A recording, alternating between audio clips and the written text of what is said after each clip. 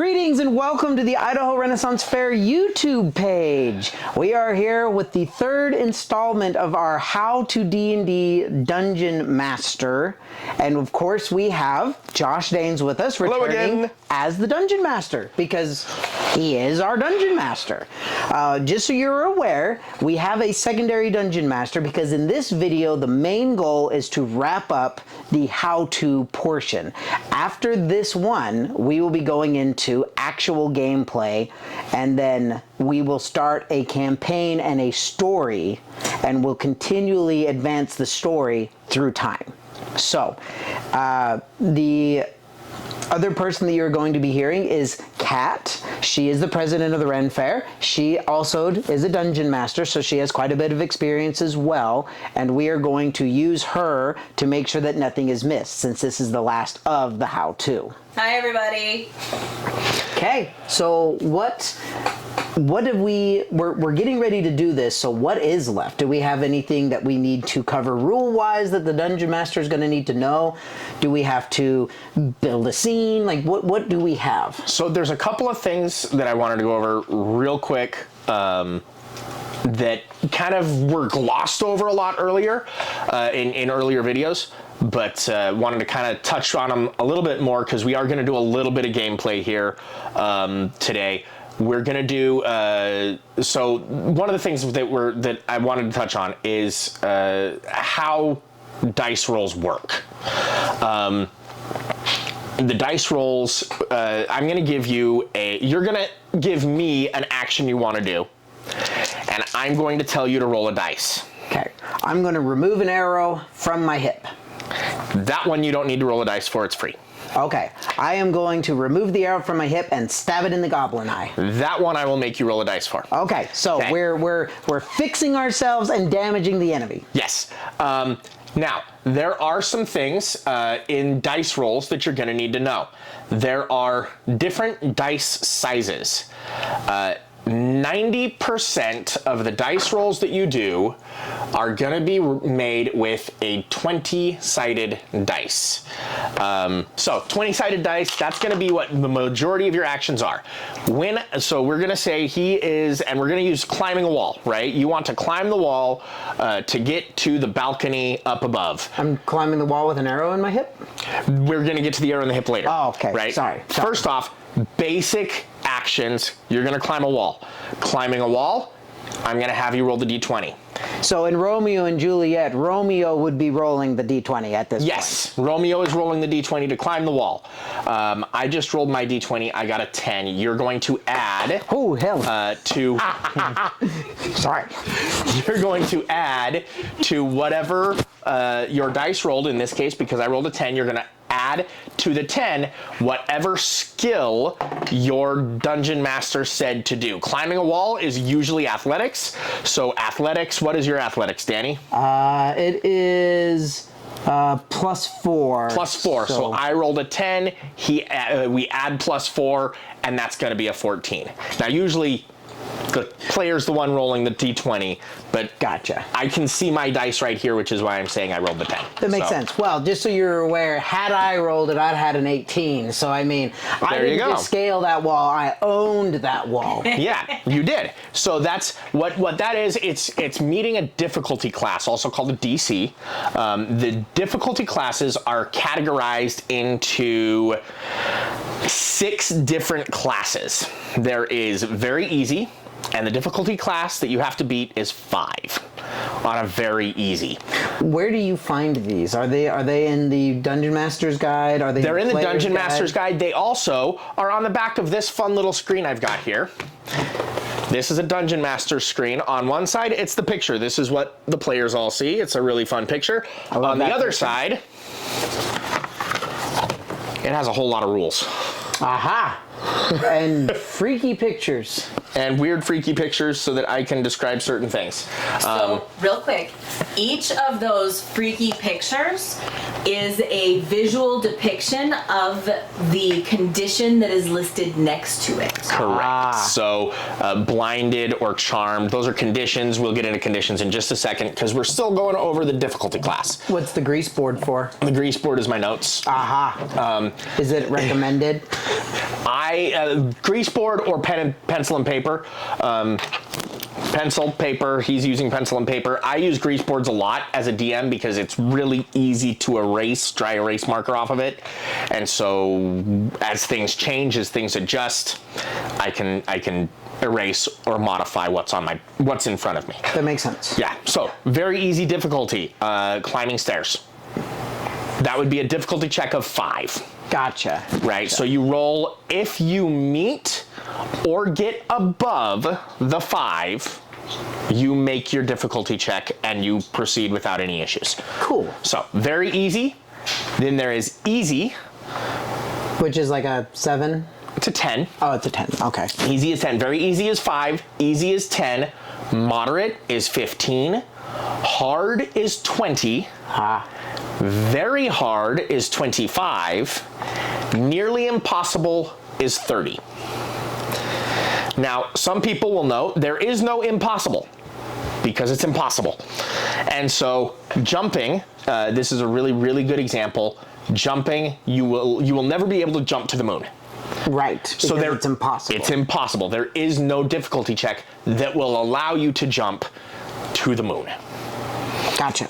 So, that's kind of the levels of difficulty check that things would do. So it in would the climbing, trying to breathe underwater when you don't have an aquatic skill, it will kill you. There is no way you can overcome that. You die.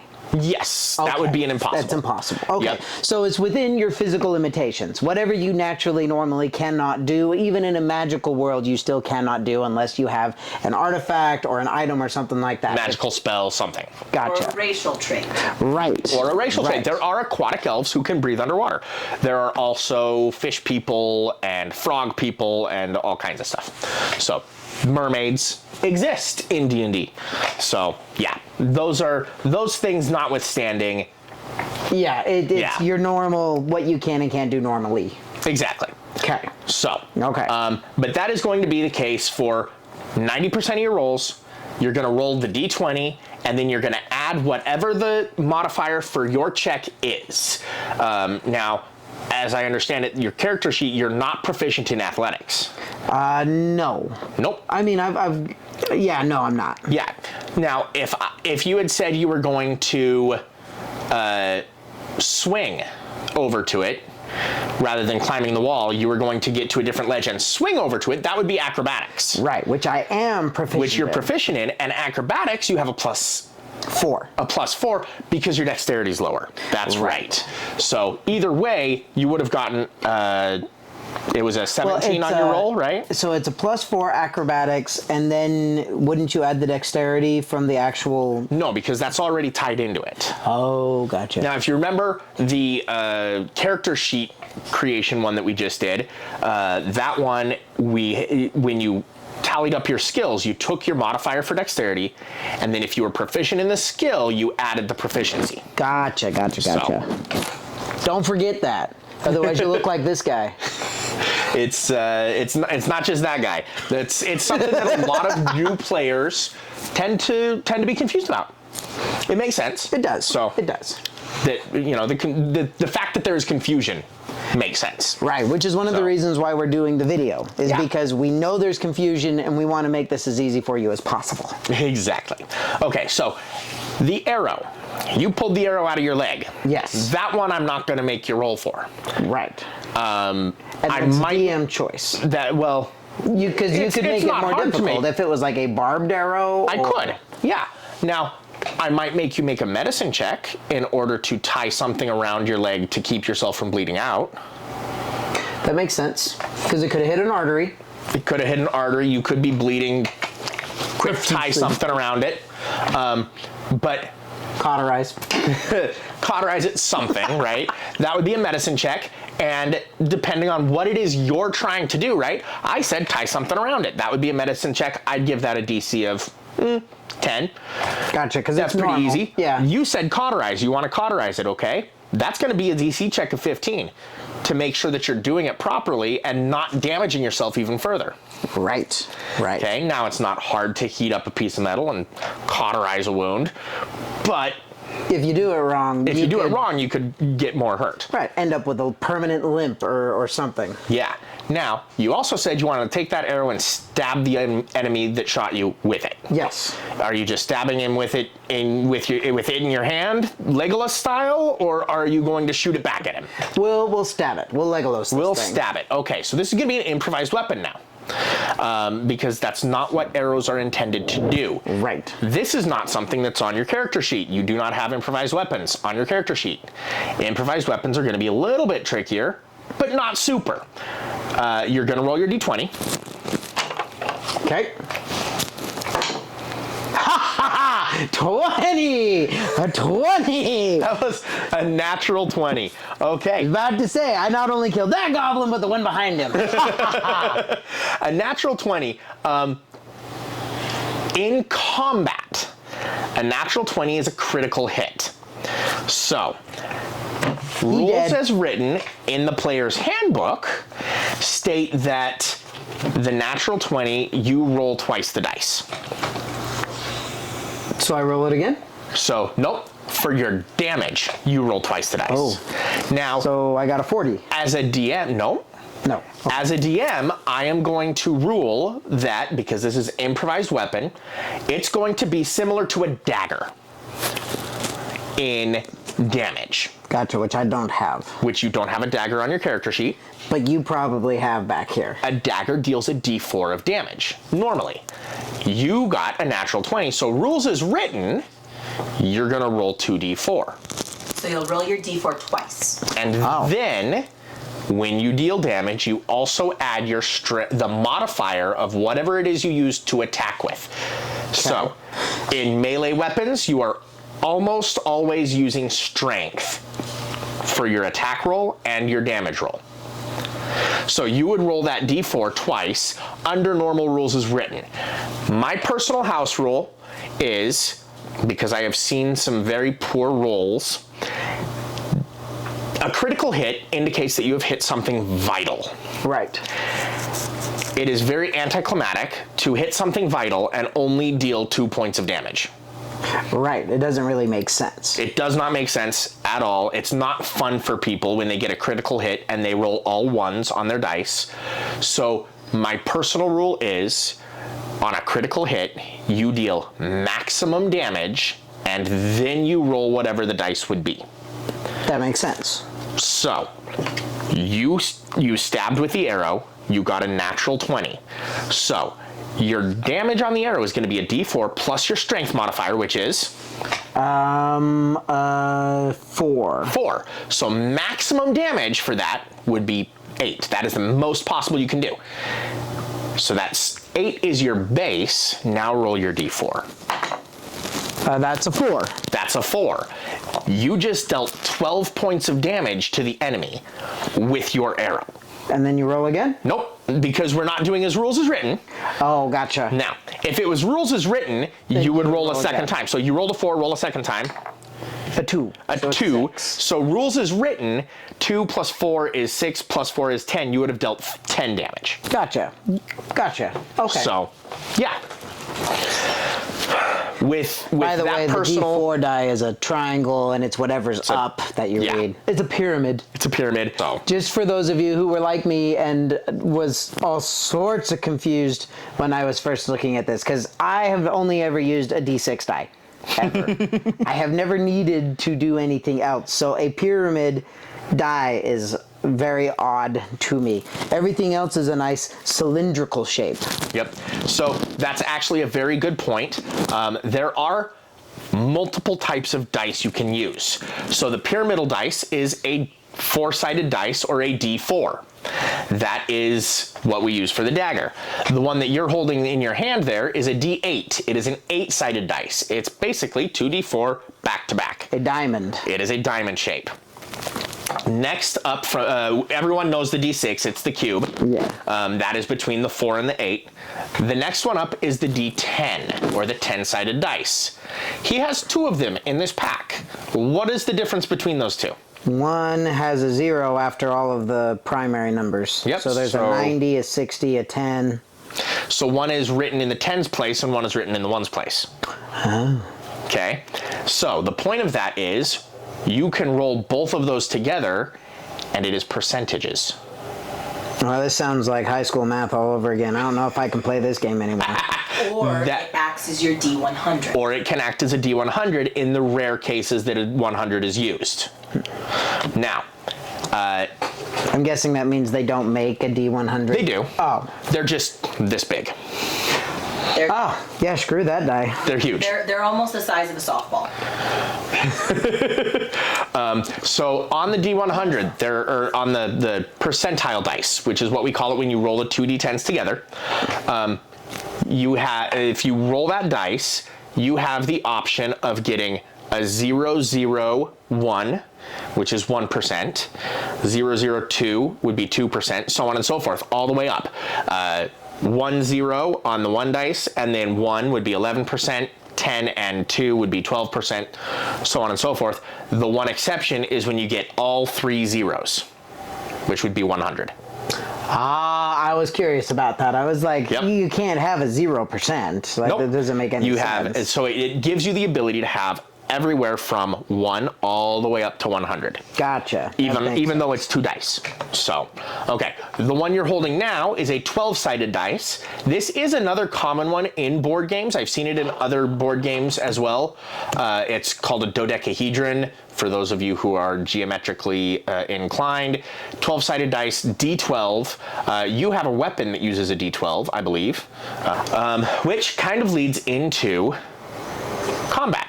Because we're talking about combat. Score. It's what we all live for. So let's say the guy shot you in the leg, you pulled out the arrow, you climbed the wall, you stabbed him with the arrow.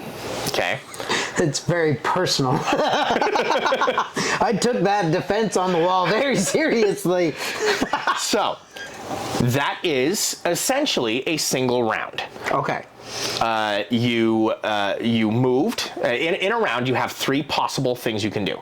They are called a movement, a action, a bonus action. Those are the 3 things: movement, action, and bonus action. Okay. Movement is usually based off of your speed, which is 30. And I got him a new character sheet because he left his at the other building. So yes. I printed up his new character sheet, and I'm actually going to plug this just a little bit. It is a downloadable character sheet. The Patreon you want to look for that is More Purple, More Better. That is the name of the Patreon. That's the name of the person who designed this. It's a very customizable character sheet, and if you're filling things out on the computer, it will automatically fill in all the different options, right? So you pick fighter, it automatically adds in those options. But yeah, so your speed is 30. Climbing, there are some rules with climbing. You can only climb a certain distance unless you have a climb speed. Which obviously I do not. You do not have a climb speed, so you would only have been able to climb 15 feet, half your speed. Pulling the arrow out of your leg, that I would consider a bonus action. Gotcha. Because it's taking just a quick deal to pull it out. Typically speaking, drawing a weapon, if it's sheathed, is considered a free action. But if you have a weapon and you're sheathing it and drawing a different weapon, it's a bonus action. Gotcha. An action is what's going to be your attack. So there is one other type of action within the action economy of D&D, and it's called a reaction. It is something that happens not on your turn. So in this instance, you, the fighter, got shot with an arrow, it stuck in your leg. on your turn, you pulled it out, climbed up the 15 feet, and stabbed the guy back with his own arrow. Return to sender. Right. On skill checks, and that's a really good point. Skill checks don't work like attacks. And I rule my skill checks with a house rule as well, because I just find it to be more fun. Okay. If you roll a natural 20 on a skill check, it isn't an automatic success. However, if you roll a natural 20 on a skill check, it adds 10. So it would be 20 plus whatever your skill is plus 10. Gotcha. So if I was in a dungeon and I'm trying to pick the lock of a chest, and this is a master level lock, if I'm a novice lock pick and I still got a natural 20, if the lock is just too complicated for me, I'm not going to get it. It's possible, yes. So, however, a master level lock would be a nearly impossible DC of 30. If you have the natural 20 plus the 10, that's 30. Gotcha. You would get it. You would have to have a very, very low dexterity, under 10, in order to fail that lockpick check. It is almost always a success, but it is not an automatic success. Because there are times where I'll say, okay, this, yeah, it's a nearly impossible, but you know what? It's actually more impossible than nearly impossible, and I'll give a DC of 35. Gotcha. You know, depending on what you're using. Let's say it's a tumbler lock, and the only lock picking tools you have is a pick.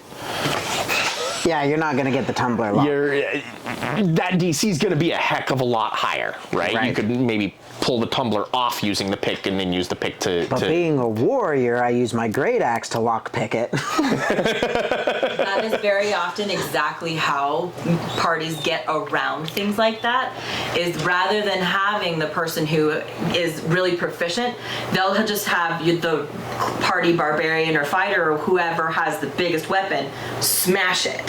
So that is actually a very common thing that is used. Yeah. Now, so you mentioned the opposite of a natural 20. The opposite of a critical success is a critical failure. Yes. A critical failure is when you roll a natural 1. You roll the d20 and you get a 1 on your 20-sided dice. Right. Now, if you are in combat and you roll a natural 1, it is a critical failure. Different DMs handle this in different ways. The manual doesn't give specific advice that I have seen. I've looked, I haven't seen anything. Gotcha. What I do, and I've used different versions of this in the past, what I personally do is I say you stumble. And so the next person to attack you has advantage on their hit. And that's something that we do need to talk about, advantage and disadvantage. But we'll get to that. Shelve that for 2 seconds. You stumble with a natural 1, and they get advantage on their next hit against you. Outside of combat, if you roll a natural 1, it is minus 10 from the skill check you're doing, or saving throw for that matter. So let's say you have a 12 to your, or a 15, we'll go 15, a 15 to your athletics check, or your acrobatics, right? Because that's going to be more likely for you to have a 15 on acrobatics at higher levels. Right. And you roll a natural 1. That would be 1 plus 15, which would be 16, but then you're going to subtract 10 from that. You'll still be able to succeed at very easy tasks, not stumbling when you walk upstairs. Gotcha. However, it's going to fail most things. So. Gotcha. Yeah. Okay. Now, we talked about advantage and disadvantage. Those are two elements of 5th edition that are kind of, as far as I know, they're new. I don't remember them in any previous editions. And advantage is, actually both of them, you roll the d20 twice. So if you have advantage on the attack, you're going to roll that d20 twice. And you're going to take the higher of the two numbers. If you have disadvantage, you're going to roll the d20 twice, and you're going to take the lower of the two numbers. Gotcha. So that's advantage versus disadvantage. And it's an important thing to remember, because there are certain creatures that can give you disadvantage. And there are ways that you can give other creatures disadvantage, depending on how you build out your character. And there are ways that you can give other creatures advantage. There are magical items that give you advantage on things. That is an element of play that comes in a lot. Gotcha. So, okay. yeah. You are Danny Shepherd. Yes. Just to remind everybody from the last video we did, you are Danny Shepherd. You're a shepherd in the town of Brighton. Right. And I'm a folk hero. You're a folk hero. People love you. There was a wildfire, and you saved somebody's life. Yes. So you are everybody's hero. I'm gonna say that at the time, and I can't remember, did we state that there was a festival going on? I believe we did. Yes, there was a party, and then it got attacked by. Yep. So you are at a festival. You are staying at the inn at this festival during this festival, so that you don't have to head back home and travel, an hour out to your farm at night, and then come back in the morning another hour. Besides, your entire flock is here in town for the festival, anyways, because this is where the different shepherds gather and they trade their flocks and things like that. We party with sheep. Well. You trade sheep. That's fair. You buy and sell each other's lambs and things like that. It's a good save. Right? So, shepherding community. That's what happens. It's valid. So, you're sleeping in the inn. Okay. And you're sleeping kind of hard. You've been partying hard, so you're going to sleep hard. Okay. And remind me your age again. You're 18? 18. 18. Yep. 18 years old. You're sleeping at the inn. And you're awoken in the middle of the night. And you're not quite sure what woke you up. It's just the very first thing that happened when you woke up that is going through your mind is, it's night. I shouldn't be awake. I'm still tired. What do you do? I put my pants on. Probably a good idea. Okay. And I go to the window, and I open the window. Okay. You go to the window, and you go to open the window, and you realize there's no glass. Okay, so some jerk threw a rock through my window. Something got thrown through the window. So I look for whatever gets thrown through the window. Give me a perception check. D20? Yep. Perception is a +4, and that would be the... That includes your wisdom already. Wisdom. Yep. Wisdom. Okay, so I have a 6. 6 + 4, that's 10. You know what? This isn't a hard thing to see. It's not so much that somebody threw something through the window, as much as the window broke because there's fire. Oh. As you look out the window, you can see the roof to either side is on fire, and now you're starting to notice there's a smoke smell. Gotcha. So I need to get as much of my stuff together as I can, and I need to get out. Yes. Okay. So that's what I do then. I gather my bag, I get my all of my goods that I can.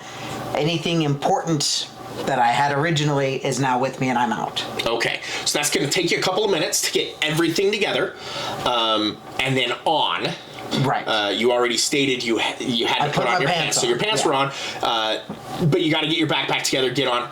How are you getting out? I'm going to take the stairs. I'm going to go to the door and open the door. You're going to go to the door and open the door. Okay. As you open the door, I need you to make me a dexterity saving throw. Okay. So it's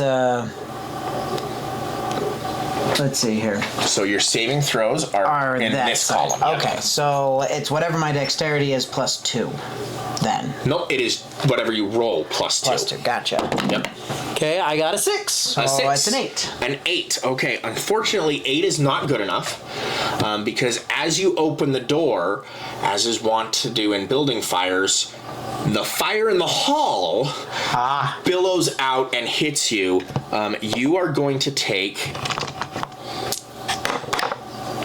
2 points of damage. That was 2d6 from a fire effect from a trap. Okay, so in essence, it's a trap that he triggered. So where would I put damage? Damage, if you look back at that first page, where your hit points are. This is your maximum hit points. That's your current hit points. So I'm now down to an 11. So you're now down to an 11. He started at 13 hit points. He's now down to an 11. Okay, got it. Okay. And now the flames are in your room. Gotcha. I'm back at the window. Okay. I'm gonna go out the window. Okay, you're gonna go out the window. Are you jumping? I Are you am going climbing? to take the bed sheet. I'm gonna tie it to the bed post. Are gonna tie the bed sheet together and then to climb the bed down the post. side. Yes. Okay. I'm gonna make a rope out of that so that I'm not just falling, because I'm assuming I'm not on the first floor. You are not on the first floor. Okay. You are on the second floor. Yeah, I want a rope. I don't want to break my leg. That Okay. would be most unfortunate. That definitely would be unfortunate. Let's go ahead. And I am going to have you roll first Okay. a survival check. That is so that you can improvise a rope out of your bed sheet. Gotcha. Which my survival is +4. So, and I am Proficient. proficient. Thank you. That's the word. Yep. All right. I got a 2. A 2 + 4. Okay. Now here's the interesting thing. You know that a 6 probably isn't the best knot. Right. Your character, however, is in an emergency situation. So you tie your sheet to the bedpost and you throw it out the window and you start climbing down. And you get just to the eave of the inn and your knot slips. It was a granny, not a square. And your knot slips. I'm going to need you to make me another dexterity saving throw. Okay. We got a 15. Ha 15. Excellent. Now, what happened is you fell. You fell 1 floor. How far is 1 floor? 15 feet. 10 to 15 feet. So I'm going to say it's 10 because the falling rules in Dungeons & Dragons is you take 1d6 of damage for every 10 feet you fall. Gotcha. Not a 0 on that 1d6, is there? There is not. There is, however, a 5. Yeah. Which is what I rolled. Right. So you take 5 points of damage from the fall. You're not going to fall prone, but you really don't quite know how to stick the superhero landing right. Right. Your dexterity saving throw kept you from falling prone. You didn't land flat on your back. You landed, but your ankle popped. Gotcha. You twisted that ankle a little bit. You're not feeling too hot. What is your current hit points? 6. 6. You have 6 hit points left. You are, however, out of the burning building. Which is great. It is great. Now, I want to point something else out, and this is just a little bit of the realism in here. Where's your equipment sheet? How much are you carrying? 112 pounds. 112 pounds, plus whatever your weight is. Right. That just fell 10 feet. 5 points of damage isn't that bad. Right, all things considering. All things considered, that's not too bad. So, you're out of the burning building. You're on your feet. What are you doing now? Okay, I am... is anyone running around in the streets? You know what? I'm going to give this to you with a passive perception. I won't make you roll it. Okay. Again, for those of you who watched the previous video, passive perception is when you're not specifically trying to look for anything. It's just what you generally notice. Yeah. The reason I made you roll perception before is because you were groggy. You were just waking up. You're awake now. Right. So, right. And I'm assuming with burning buildings, there's going to be people running in the streets. what is your passive perception? Passive perception is a 4. So your normal perception is a 4. Oh, 14. Because if you remember, passive anything is 10 plus your number. Right. So a 14 on your passive perception. There are people running. There's not a whole lot of people running to get buckets, though. There are people running, and you notice to one side the old man, the old man that the village always just kind of despises and kicks to the curb. Not that there's a whole lot of that, but he's the one that everybody just kind of whatever. The town drunkard. He's got an arrow in his neck. He's laying up against the inn. He's completely lifeless, and there is an arrow in his neck. Okay. Are there arrows currently flying in the air? That I will make you roll a perception for. Okay. Which perception is a +4. Yep. And we have a 14. 14 plus 4, that's 18. Yeah, I'll give that to you. There are arrows flying through the air. Okay. Can I see who's shooting the arrow? Your eyes are still a little bit brightened up from the firelight, so you can see dim shapes, but you can see the direction that they're in. You also can hear screams in that direction. Okay. So, and strange guttural yells. Okay. So I'm going to draw my longbow and have an arrow at the ready, and I'm going towards the sound. Okay. You said at the ready. What is it at the ready for? So there's an arrow not just in case I can actually see who's shooting the arrows and I need to take them out. Okay, so when you see who's shooting the arrows, you're going to try and take a Yes. shot? Okay, we're going to call that a readied action. Okay. When you ready an action, you set your action up and you give a condition for when you take your action. Okay. So, you start moving in that direction. You get about 20 to 30 feet away from the inn. Eyes are now accustomed to the weird light of the firelight of the town being on fire, and you can see there are creatures about 3.5 feet tall with very long pointy ears, sharp fangs, wide mouths.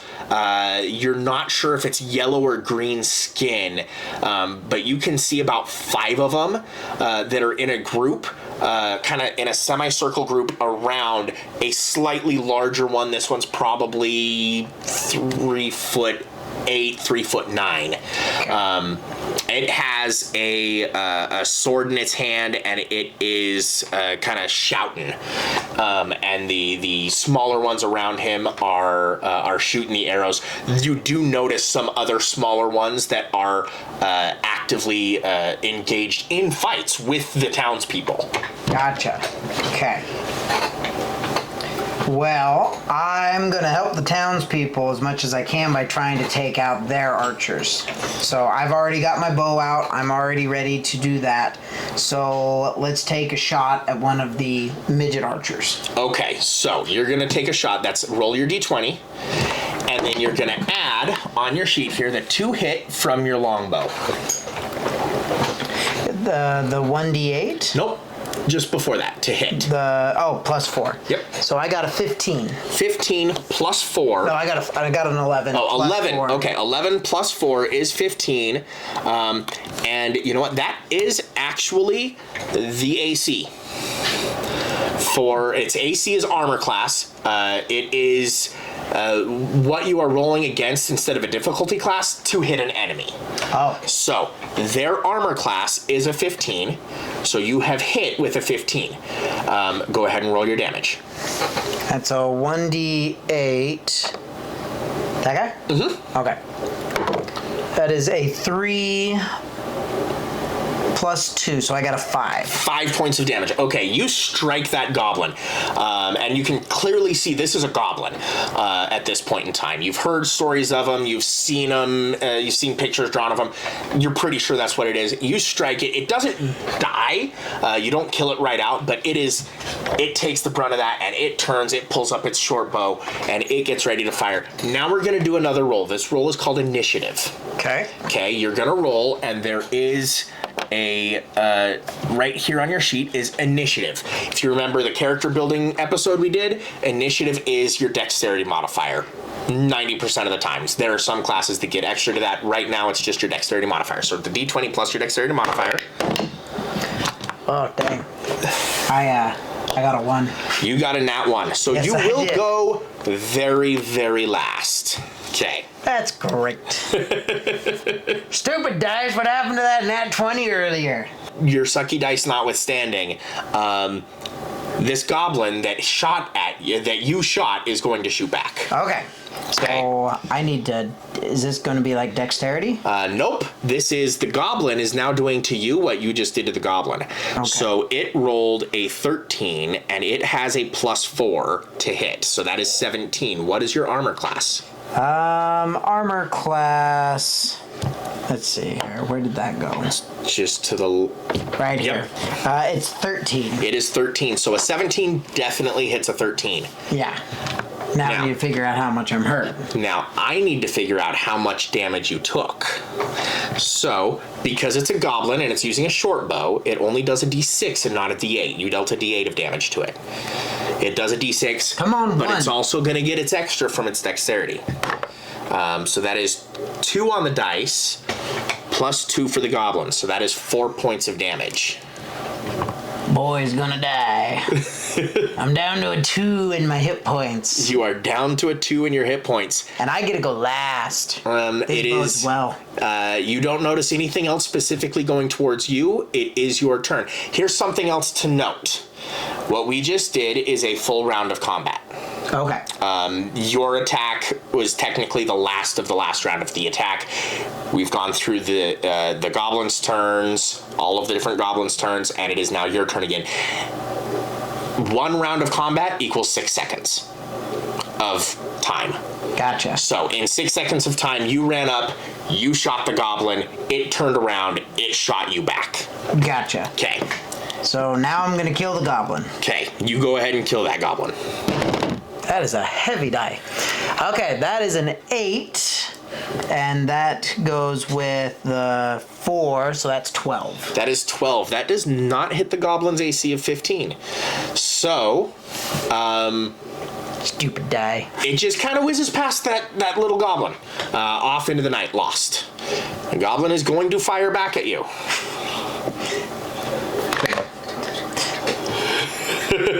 Super sucky roll. Come on. That was an 8, plus the goblin's 4 is 12. Woo! He doesn't get me either. He Suck doesn't it, get goblin. you either.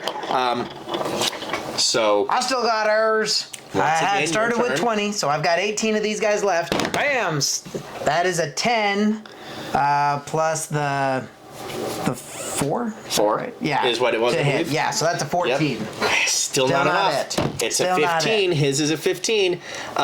You do notice one of the other goblins that's in that semicircle goes down. That's good. So As one there of is the other another arrow that townspeople- is sticking out of that goblin's throat. Wish I could say I accidentally hit him. Probably did not happen It was that way. not your arrow. Dang it. Oh, that was even worse than last time. That's a 3 plus 4, so that's a 7. Is your Yay! turns. He's bleeding out. He's gone. We got this. Nuts. That ain't it. That's a 7. That's a 7. I'm just, All right. gonna waste all my Now, arrows. I do want you to keep track of your down to arrows. 17. Okay. Yeah. You can actually on this sheet he has arrows that he can cross off that are actual icons on the sheet. If you wanted to do that, that way you can keep track of the arrows that you've been using. Pew pew. There we go. Another one of those 5 goblins in that semicircle goes down. Way to go, Stan. I still hate you. That is a 10 Does not plus get a me. 4. Oh, that's 14. He gets me. That is 14. He hits you. Because my stupid thing's a 13. And he is going to deal 6 points of damage with this arrow. Unconscious. Yeah, so yeah, I'm down. That's a -4. Okay, hit so points. you have reached 0 hit points or below. You are now in a condition called dying. Gotcha. You are unconscious, so you don't know what's going on with the rest of everything. Kind of a sucky hero. However, I do want you to roll your d20 and tell me if it is 10 or above. It's a 15. It is a 15. Woo! Excellent. On your sheet, right here, you have your death saving throws. And let me see what it says here. Die or live? That's hilarious. Okay, so on the live, you're going to mark one of those circles off. Bam. With death saving throws, if it is 10 or higher, it is a success. Right. If it is 9 or lower, it is a failure. And if it is a natural 20, You are instantly brought up to 1 hit point. You are awake and you can rejoin the battle. Gotcha. If it is a natural 1, you lose 2 death saving throws. If you lose 3 death saving throws, if you roll 3 bad throws, or you get hit, or you roll a natural 1, if you get hit in combat, it's also 2 death saving throws lost. So if you lose 3 death saving throws, you're dead. Gotcha. Kaput, nothing left. If you win 3 death saving throws, you're brought back up to 1 life, and you're able to rejoin and continue. Gotcha. So, you wanted the full experience. Yep. All right. I'm going to have you roll the death saving throw again. This is your second round of death saving throws. That is a 2. That is a 2. That is 1 death saving throw lost. So go ahead and mark that on your character sheet. I died, but only for the 1. Okay. Only for the 1. Go again? We're going to go, this is now round 3 of you being unconscious. Gotcha. That is a 1. That is a natural 1. That is 2 death saving throws gone. So I hit the So third that is a tier 3. of die. Yep, Danny Shepard has died. We will remember him fondly. Fortunately, his friends resurrect him during our next video. But wow, yeah, that's how that goes. Oh. That go that way. We're not going to wait for the next video, because as far as you know, you fell unconscious, you were struggling to stay alive. And then my mother saved me. She pulled a car off me. And then you wake up. You have no idea how much time has passed. You are in the local church. They resurrected me. There is a priest standing over you. It's what you get for being a local hero. This is exactly what you get for being a local town hero. The rest of the night, you can assume, went well for the village. Yeah. Well enough for an attack. Well enough for an attack in which their local hero died. Gotcha. Your eyes open, and you see the local church. And you are in the local church and are able to... What do you want to do? I look around and see if anyone else is there. There are a few other people here. Okay. Mostly, they are wounded. Does not appear to have been too many other deaths. It's good to be the only one. Definite woundings. Old Stan, who you saw dead by the inn, he's not in here. Gotcha. Well, we didn't like him anyway, so no loss. So am I back at max hit points? we are going to put you at half hit points. So 7.5. So 7. We'll put you at 7 hit points. Very generous. You have a point of exhaustion. This is something that I personally rule. When you receive resurrection, you have a point of exhaustion. Now, exhaustion is marked over on this page for you. And read off what it says right next to point 1. Disadvantage on ability checks. So, an ability check is anything in that skill list, or if I tell you to roll dexterity. Not a saving throw, just dexterity. Gotcha. So, exhaustion levels only go away after you have taken a long rest that includes eating, drinking, and sleeping. Gotcha. A long rest is 8 hours of downtime not doing anything. It has to include eating, drinking, and sleeping, and one long rest with those 3 things will clear 1 point of exhaustion. Gotcha. So if you got multiple points, because it goes all the way up to 6, you can exhaust yourself to death. You can exhaust yourself to death. I have had characters do that. That is fair. All right. So, what is your first point of order upon waking in the church? Wiggle my toes, wiggle my fingers. Is everything still there? Everything feels to still be there. Okay. I am going to attempt to get out of the bed. Okay. here's an interesting thing. You have disadvantage on all ability checks. Normally, this would be a passive dexterity check to get out of the bed. When you have disadvantage on an ability check, it is -5. Gotcha. So, to your passive. When you have disadvantage on a passive ability check, it is -5. So, 10 plus whatever your acrobatics is. What is your acrobatics? 4. 4. So 10 plus 4 is 14. -5 is 9. You're struggling to get out of bed. It's easy to do, and I'll let you do it. It's just, man, you're dizzy and really weak on your feet. Okay. I snap my fingers at the closest person and try and get their attention. Okay, you snap your fingers. The cleric that brought you back kind of... Yes? I ask how things went last night. What happened? Is everyone okay? Last night, everything went excellent. 2 nights ago, however... So I've been asleep for multiple days. You were dead. A deep sleep for multiple days. We've tended to the living, and we've tended to the most grievously wounded. Were here.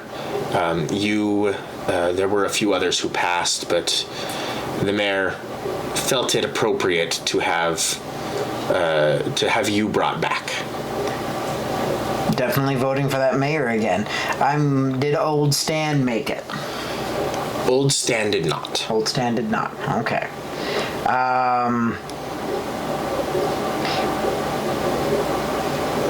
How much rebuilding is going to need to be done?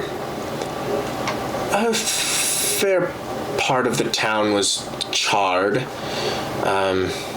Most buildings are still standing, although they also mostly have...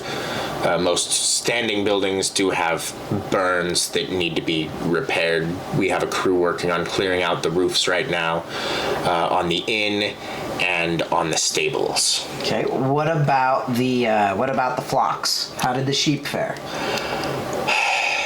The sheep fared more poorly than the townspeople. About half of the flocks of the town were lost. Gotcha. Where is the mayor now? He would be overseeing the rebuilding of the inn. Okay. So can I leave? If you can. Okay. I am going to try to leave to go talk to the mayor. Okay. The cleric's not going to stop you. Perfect. You are able to stumble out. The cleric will, as he's watching you stumble with your exhaustion levels, he will hand you a crutch to use. Cool. So that you can kind of hobble through town. Very helpful. I like that cleric. So do I see the mayor? When you get to... It takes you a bit to walk through the town, and you're looking at the buildings. And kind of like the cleric told you, there are a lot of buildings that were burned badly. There are roofs that need to be replaced. The thatched roofs are gone completely. The tiled roofs are the ones they're working on replacing right now. Because those were the stable, the inn, the important buildings had more of the tile roofings, and they're replacing the supports for those and replacing the tiles on that. Thatching is a bit more difficult to do quickly in this area because of all the grazing that's been going on with sheep. Right. So you do, however, after I'm going to give it a half hour to an hour, you find the mayor finally. He is overseeing the work at the inn, but he's also moving a lot. Gotcha. I attempt to get the mayor's attention. It's not hard. He kind of sees you as you're walking up. Danny, right? Yeah. Danny, how are you? It's good to see you up and about again. It's good to be back up again. Do we know why they attacked? We do not. What do we know about these attackers? So, we know they're goblins. Yep, got that. don't know much else. Goblins haven't been seen in these areas for 3 generations. Have we heard any rumors from other people traveling through about this? Was there any warning at all that this was coming? We had no warning, no. If we did, we probably would have had a better watch kept. Right. Did any of them get away? No. As far as we can ascertain, they all perished in their raid. Okay. So what is our plan to rebuild? Well, we're rebuilding. We don't know where the goblins themselves came from. We have sent a couple of the youth around your age to go track them down, the ones that survived. They're going to go track their back path and see if they can find some idea of where they came from. We haven't gotten to burning the bodies yet. If you want to go look and see if you can find anything, that is up to you. I'm just working on rebuilding town right now. Gotcha. Yeah, I will investigate the dead, and then I need to go finish healing. Did any of the outlying homes, such as my house, survive? Your house, we don't know. We haven't sent runners to the outlying farms. Gotcha. If I'm homeless, do you mind putting me up for a night? If in fact you are homeless, there are rooms available for you. Okay. Yes. I'm taking advantage of that folk hero thing right there. I was gonna get it anyways, but okay. So I go to the pile of corpses. Okay. You go to the pile of corpses. What are you looking for? Are there any tattoos? Are there any flags? Any bandanas? Something that would have a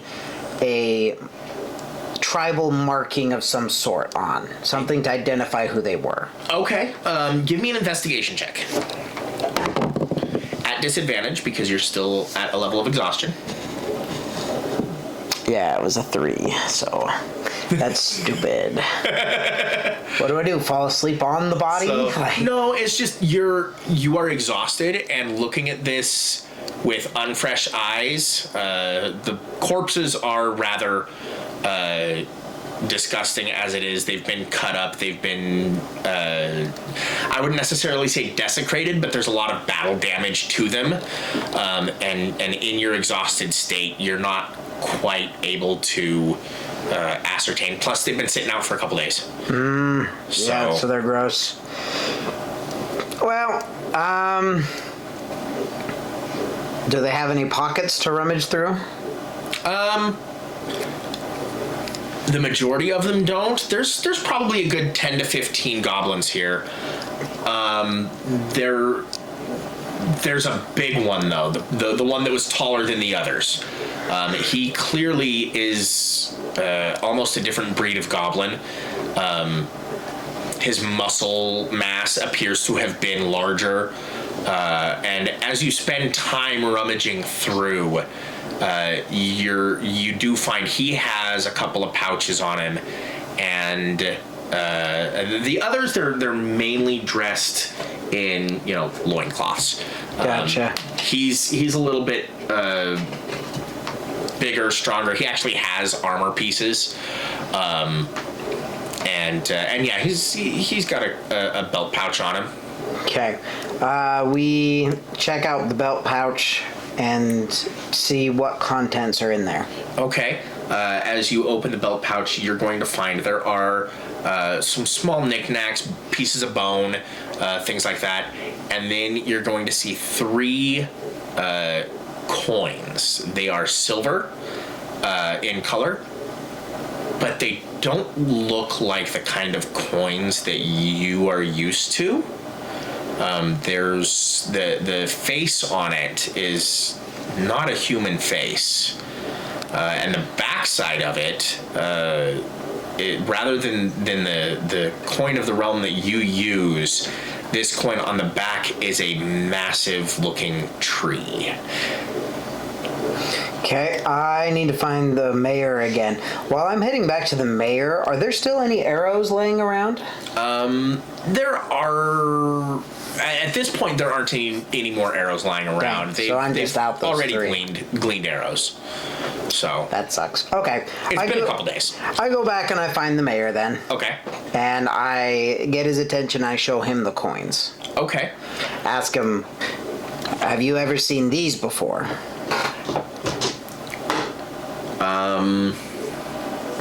Is he doing a perception check? He's never seen them before. He's actually going to do a history check.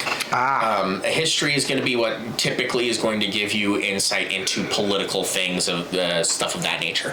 Gotcha. So he's never seen those coins before, but he does recognize the symbol on the back. It is one of the symbols of the Elven Kingdom that's about a week's travel away. And the face, as he tells you, that's one of the primary symbols of the Elven Kingdom. You're looking at the face on one of the other coins, and you're like, yeah, that actually does kind of look like it could be an elven face. It's a lot more angular, small pointy ears. Gotcha. So it would probably be, and this is me talking to the mayor, it would probably be a safe assumption that they came from an elven domain then. Or they killed someone who recently had been around elves. It's probably a safe bet, yes. Okay. So I still need to recover. So I let the mayor know, give me a day to recover. And once I'm done and I'm feeling better, let's come up with a plan to see if any of the youths come back before then. Maybe we can try and come up with another plan to figure out why these guys hit us in the first place. Okay. Mayor will agree to that. He'll send you back to the church. Yeah. Okay. Well, that feels like a general idea. Yeah. Is there anything that we kind of missed? Because that felt like, I had interaction with the people. I had combat. I died. Got resurrected because they loved me. And I'm woozy, so I didn't see crap. You had some investigation. Your perception. You had some perception rolls you went through. The opening the door was counts as a trap. You being a new player, don't worry, everybody has bad rolls. Yeah, no, so I gathered. But no, that was really good. And I think please leave any comments or questions that you have as we continue this. Hopefully your own gaming experience will be straightforward, and this is going to give you the edge up that you kind of need so that you can have successful adventures as well. Yeah, DM to DM, because these introductory videos are more so that DMs can see how the stuff is done. The trap that with him opening the door, I improvised the damage on that. There are different ways to improvise damage. I've been playing the game long enough that I can usually judge an improvised damage, I hope, fairly easily and fairly balanced. Improvised damage for falling into a fire pit that is suggested is 1d10.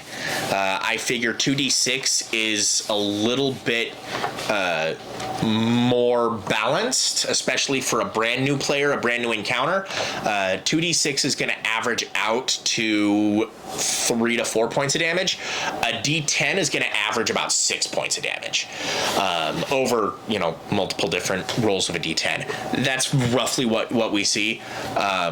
So I figured the 4 points of damage, and you only got 2 out of it. So it was a pretty good roll on that, but it was 2d6, and that was just an improvisation. A lot of times as a DM, you're going to look at things and you're going to go, I don't have this prepared. I thought I had everything prepared, but I wasn't prepared for him to step into the hall of the burning building. Especially with me, my day job, I work with fire prevention, so that's not even something I would consider ever. Fire safety. I forgot all of the elementary school training that we had 20 plus years ago. Right. Touch the doorknob, see if it's hot. A lot of times you'll find your players do something that's not expected. And so you're going to have to roll with the punches and just kind of pull it on the fly as you go.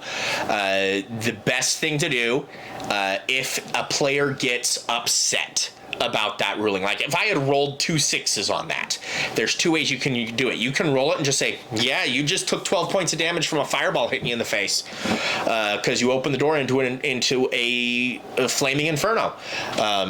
I don't think Tyson would have been upset, but I do know quite a few players who would have gotten very angry at that. Why did this happen? Why wouldn't you have told me that the building was on fire? I've had that argument with people. You looked out the window, the building's on fire. I run to the door and open it. A fireball hits you in the face. Why didn't you tell me the building was on fire? It is a safe assumption that your building is not fireproof. Very safe assumption in a medieval time period world. But in that instance, there's 2 things you can do. You can, as a dungeon master, I don't recommend doing it very often. I probably would have done it in this instance. If I had rolled 2 6s, I would have fudged the dice roll. That is what the DM screen is for. He cannot see what I'm rolling. So if I roll 2 6s, I can go, I don't like that. You take 6 points of damage instead. And I just tell him it was 3 on each dice. In this instance, it actually was 1 on each dice, 2 points of damage. So that's one way to do it. The other way to do it is you make your decision on the fly, and then afterwards you say, okay, I know that I just pulled that out on the fly. I'm going to look at the Dungeon Master's Guide, at the traps in the Dungeon Master's Guide, and at different things, and figure out if there was a different way to do this. And moving forward, I'll have something prepared for this instance. And moving forward in the future, I will have something prepared for if somebody opens a door into a flaming hallway that actually fits the kind of a trap it would be. I'm so glad I helped with the personal growth of this DM. Every game session, I learn something new, and I've been DMing for a very long time. So one other DM tool that I used in this. These are monster cards. On one side, it has a picture of the monster in question. On the other side, it has the stat block. I do have my monster manual right here. If I needed to pull out, if for whatever reason he was just mowing these guys down and we wanted to give you a tougher one, I could pull out anything that I have from this monster manual. I would have just reached down and pulled it up and probably would have pulled out a hobgoblin. Not hard to get to it in the monster manual. Right here, hobgoblin. And then there would have been an extra added element to the raid.